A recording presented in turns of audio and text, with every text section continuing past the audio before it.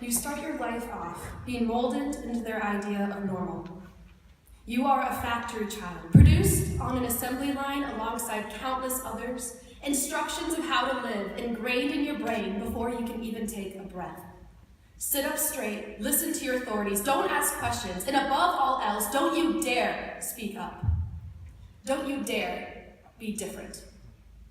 Don't you dare disrupt the natural order of life, lest you be called a disease, a sinner, an abomination. Girls belong with boys, boys belong with girls, and that's all there is to it. You are no longer looked at as a person, but as a queer, a dyke, a faggot. In a world that celebrates sexuality when it's convenient, to stray outside the norm is an act of rebellion.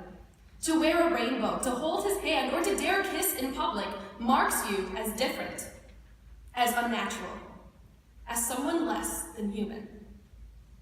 Your parents urge you to hide in the darkest corner of your closet. Your friends are embarrassed when you bring up the subject of pride. Society debates your rights as though you are a test subject, a lab rat, an experiment gone wrong, and not a human being who deserves the same rights as any other. When love is normal, it is celebrated, glorified. The story of boy meets girl has been told over and over throughout the centuries, but who is willing to give a voice to the rest of us? Who is willing to paint a bright red target on their back for the sake of speaking up for those of us that don't fit in society's perfect cookie-cutter mold? Those of us that are frightened and hiding, whose mouths are silent out of fear of being harassed, thrown from their house onto the streets because how they were born is more important than showing them the everlasting motherly love you promised them when they were born.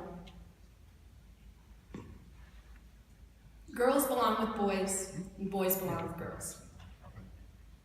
Right? How can you preach love above all else?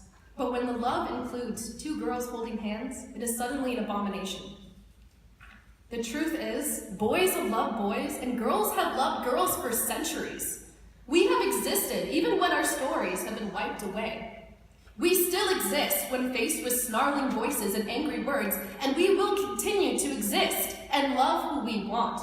Because loving someone is not a broken rule. It is not deserving of a door slammed in our face, with queer smeared across our foreheads, stereotypes plastered into our skin. Regardless of gender, race, or sexuality, love is the most important thing that any of us have to offer this world. It's the subject of every beautiful song, poem, and scripture. Love in all forms is beauty. It is unique. It is strength. It is what holds our scenes together.